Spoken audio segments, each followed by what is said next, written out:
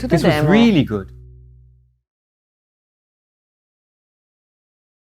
Can you make the diagnosis of a pericardial effusion from this tracing here? Well, that's what they did in the old days. Of course it's possible, but it's much easier nowadays if you have two-dimensional echocardiography. Now, a pericardial effusion is defined as fluid around the heart. And in essence, one can see it with many views, and this is such an example, not in a human, but actually in a dog. So you see a pericardial effusion can be seen in other species as well. In this chapter, I would like to answer two questions. The first, is a pericardial effusion present in the first place? And if yes, does it really matter? Okay, are you ready for the first question? Well, one can make the diagnosis of pericardial effusion with other imaging modalities as well.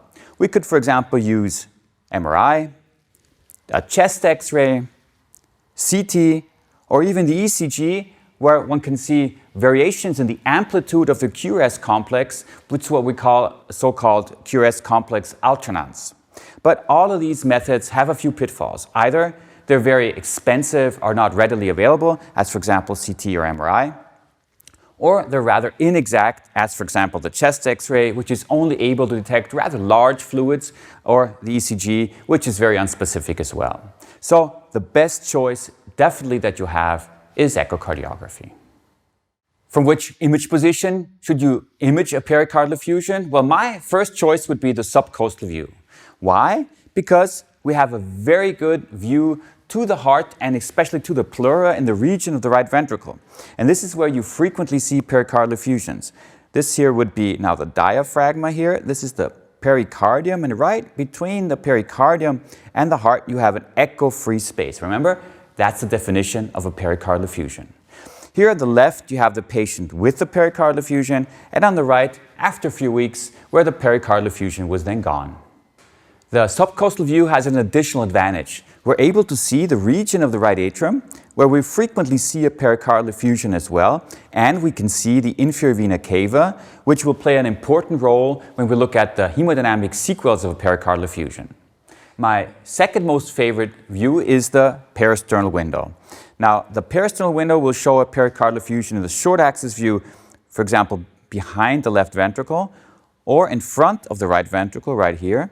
And if you use a peristernal long axis view, one can see the pericardial effusion here as it extends more towards the apex, and right here as it also extends more towards the right atrium. So these views are ideal to look at the pericardial effusion, but we can also see them in the apical window. Here's an example of a four-chamber view with the pericardial effusion here in the region of the left ventricle, probably the right ventricle here, and the right atrium. Now, it might be very easy to see a large pericardial effusion, but it can sometimes be quite difficult to see a small pericardial effusion. So you have to know where to look for it. I already showed you one typical area where you should be searching for an effusion, which is the region of the right atrium, right here. But another region is lateral to the right ventricle. And to see the pericardial effusion here, you need to use a little bit of an atypical view in the sense that you move the transducer more to the right and sometimes slant the transducer so that the septum is a little bit more slanted toward the left.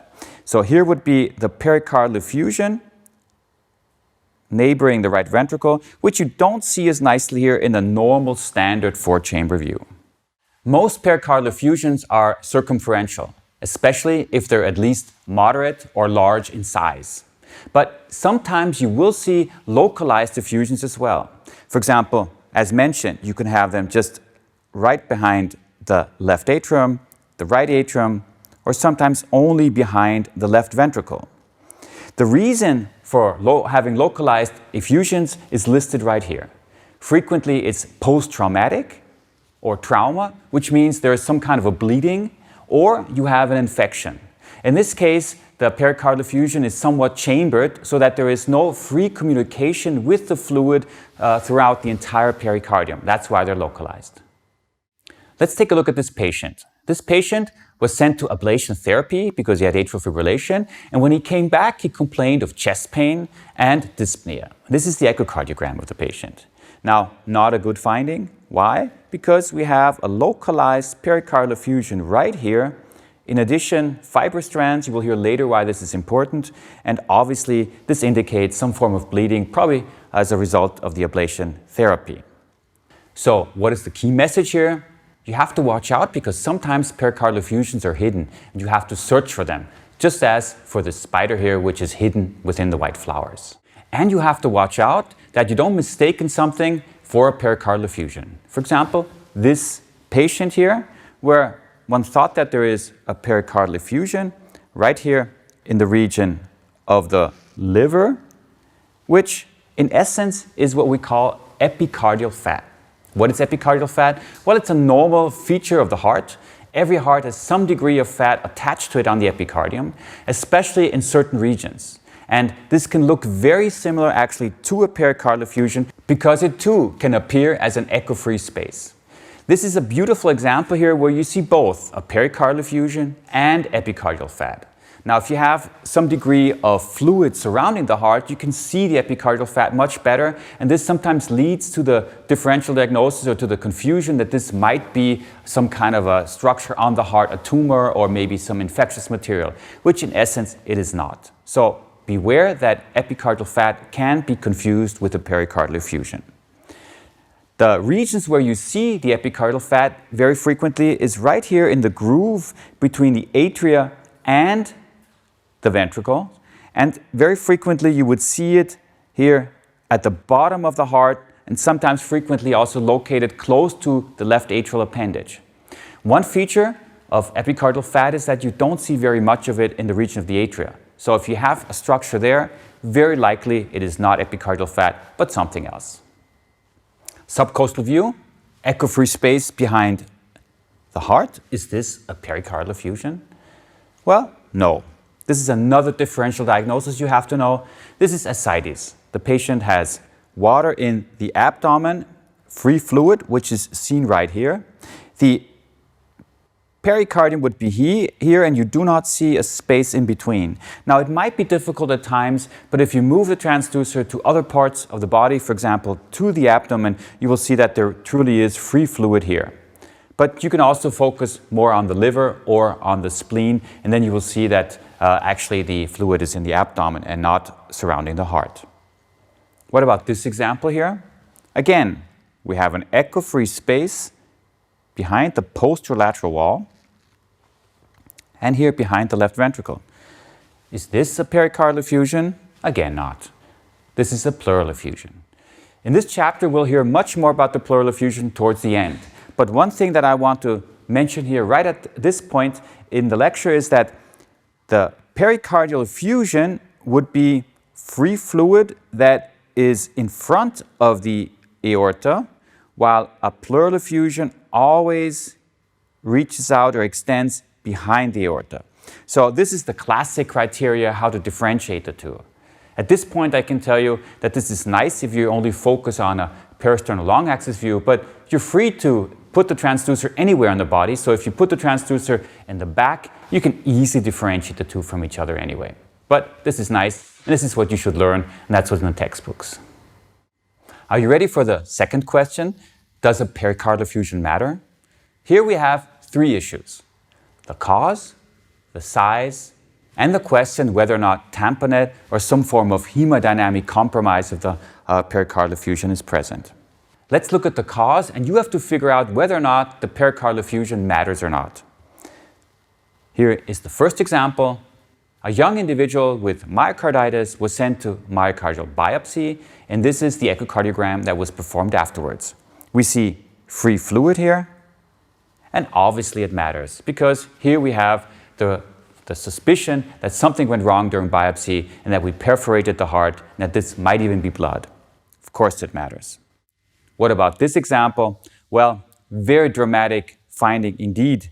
Again, a patient who underwent a procedure in the cath lab, and here we see this ugly pericardial effusion here where you can actually see the starting to coagulate blood in the pericardial sac. So this is a hematopericard. No question. This is something where you really have to be quick in relieving the pressure inside the pericardium.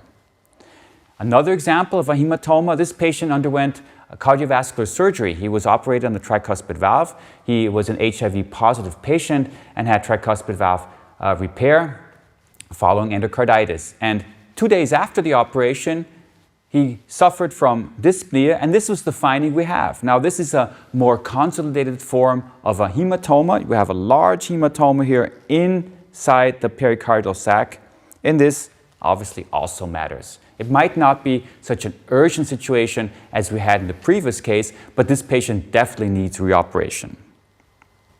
What about this patient? Dialysis patient. Routine finding of a pericardial effusion right here, and right here. Does it matter? Not really, because we know that many patients with dialysis patients have pericardial effusions. And the same is true for this patient with amyloidosis, an infiltrative disease where we frequently see both pericardial and pleural effusions. Again, a circumferential pericardial effusion right here, here, and here. Certainly there is no hemodynamic compromise here. The patient is stable, so we do not need to matter. It's just an incidental or actually a complementary finding of amyloidosis. Things might look a little bit different in this patient here with myocarditis. Why?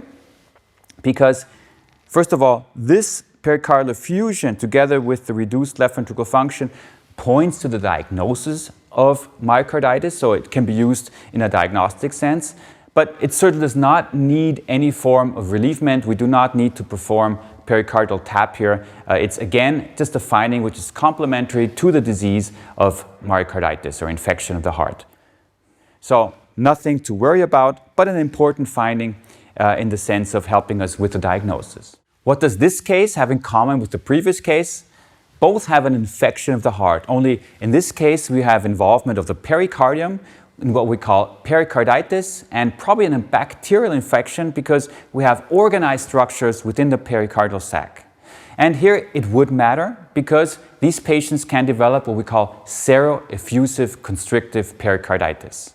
And such patients are always at risk of developing classic constrictive pericarditis even after infection was alleviated or healed. So again, an important finding that leads to the diagnosis and must, of course, be followed up. And what about this patient? Well, a sad story. Again, a rather young male patient with malignancy. He had melanomas and he had secondary tumors also in the heart itself. You can see them here in the right ventricle. Look at this irregular contour of the left ventricle here, probably also in the left ventricle. And as a consequence, he has a so-called malignant pericardial effusion. Such pericardial effusions can get quite large and can cause hemodynamic compromise.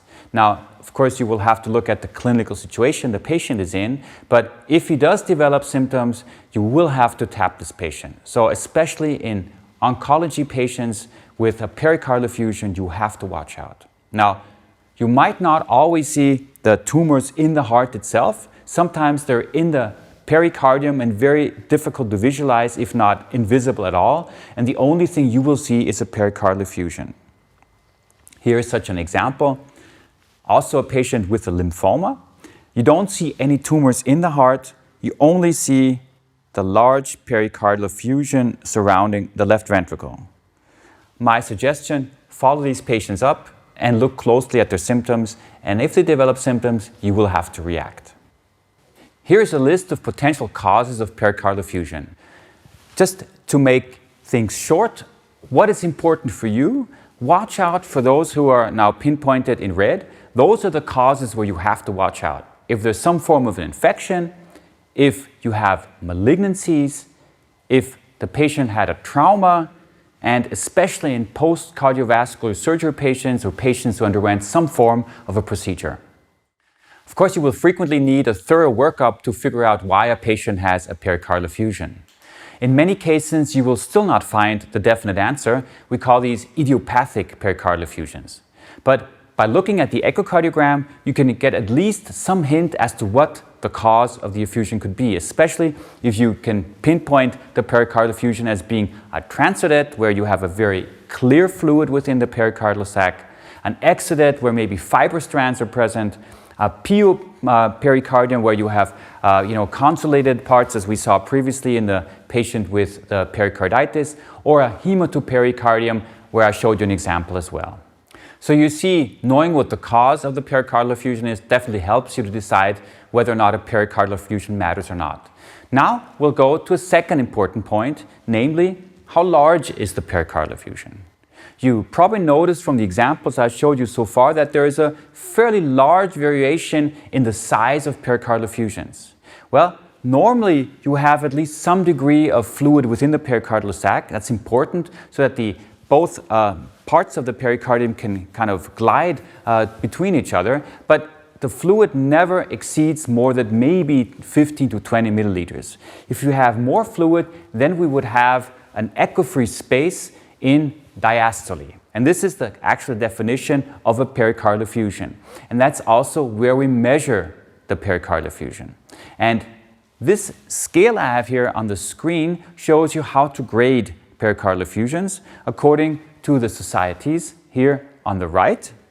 And this is my little, I would say, suggestion to you, because the difference between these two grading scales is simply that we also define very, very small pericardial effusions as minimal and pericardial effusions which are huge as a swinging heart.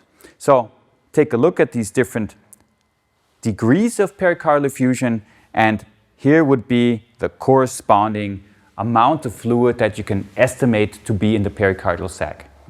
However, be aware that there are sometimes variations in the measurements depending on where you measure, if it's, for example, in the reach of the lateral wall or behind the left ventricle, and that, of course, the pericardial effusion can be localized. So when you put these measurements into a report, always say where you measured. I guess you all agree that this is an example of a patient who only has a minimal effusion. Where would you measure? Well, probably right here. And then you would say, okay, small or minimal pericardial effusion in the region of the left atrium. What about this patient here? This is also a relatively small effusion, located, however, around the entire heart, so circumferential. That's what we would call small.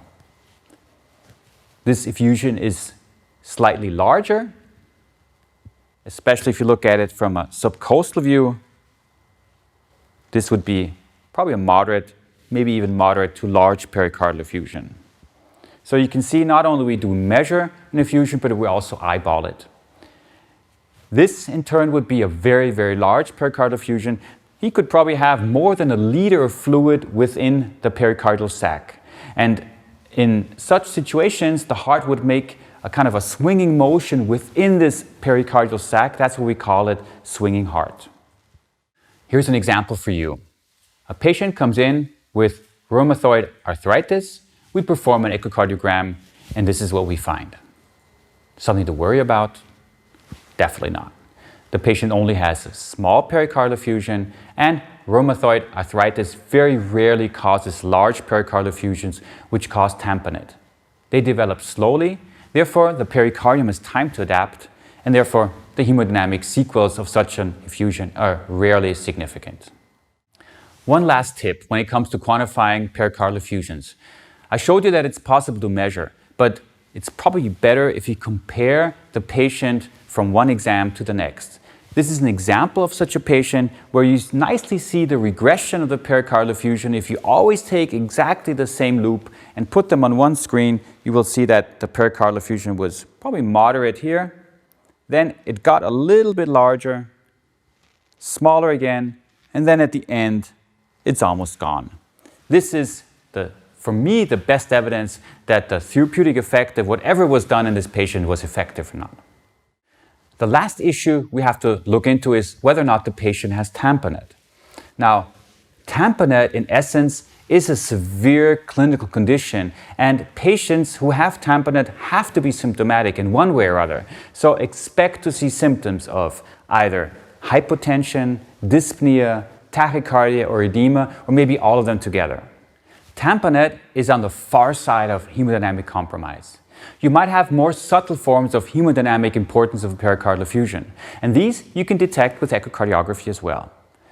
The example I'm showing you right here is that of right atrial inversion, which is a subtle form of hemodynamic compromise. You see that both in the subcostal view and in the four-chamber view.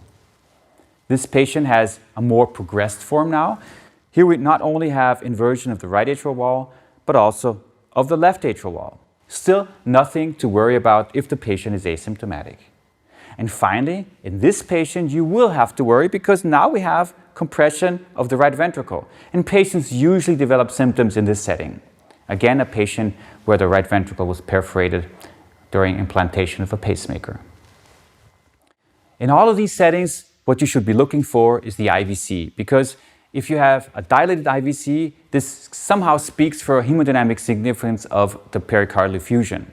So follow the IVC as well and take that into your assessment of patients with pericardial effusions.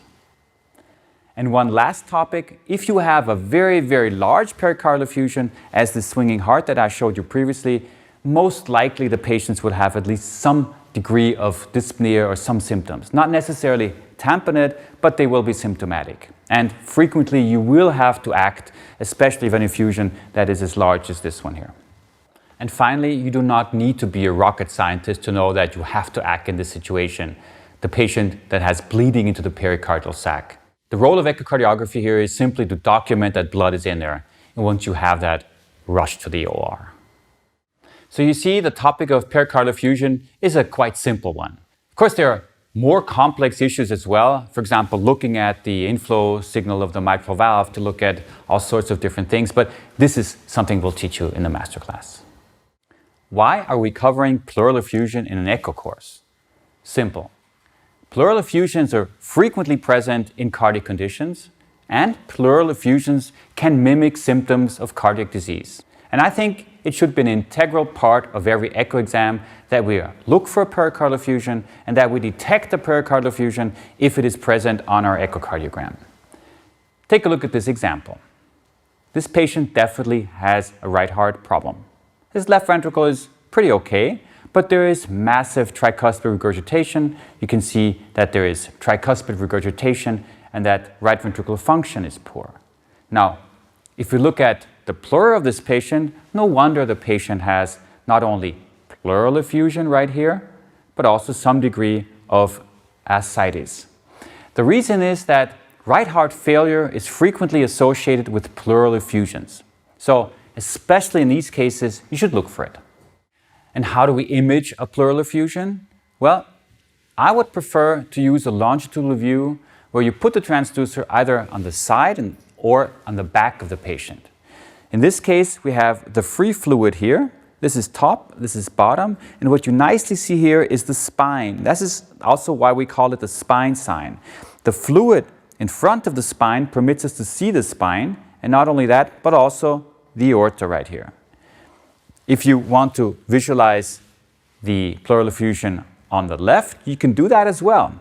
Here we have the example I showed you previously with a diaphragm here. Now top is here, bottom is here. And this is the pleural effusion here, and this is the free fluid in the abdomen, the ascites.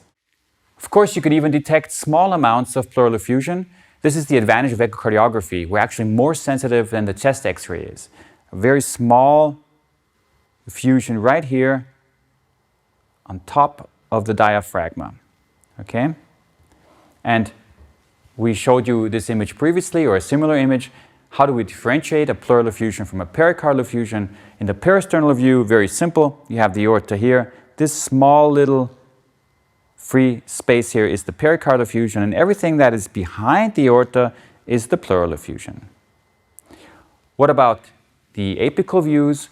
If you see an echo-free space close to the right ventricle and the right atrium, that would mean you have a right-sided pleural effusion. To see this, you have to, of course, extend the depth so that you penetrate deep enough to see the pleural effusion. Vice versa, if you want to see a pleural effusion on the left, you just focus more towards the left ventricle. This is here now the pleural effusion, the pericardium, and here is the pericardial effusion. The patient has both.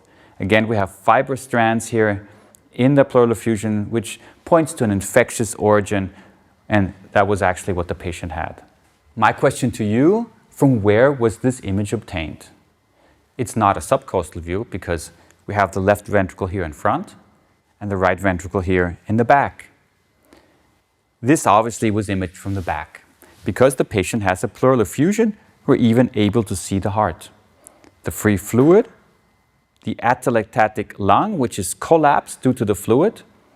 This is the pericardium, and this is the left ventricle. So you can see we can be very creative if we have a pleural effusion. And sometimes this is quite helpful in patients who are not easy to image from any other position.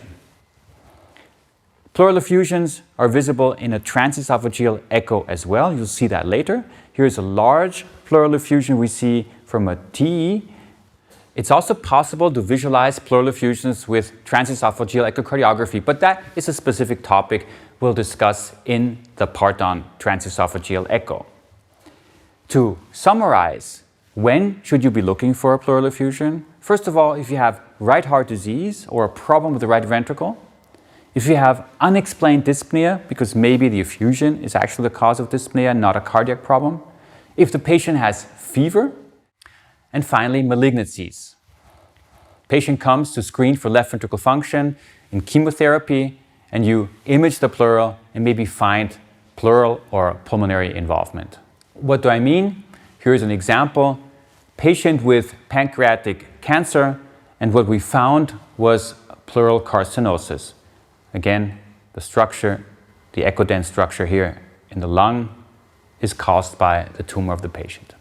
So you see, detecting pericardial and pleural effusion is quite simple in echocardiography. Still, as I showed you in this lecture, be cautious that you don't diagnose something which is not a pericardial effusion, and always keep in the back of your mind whether or not the pericardial and pleural effusion is relevant for the patient.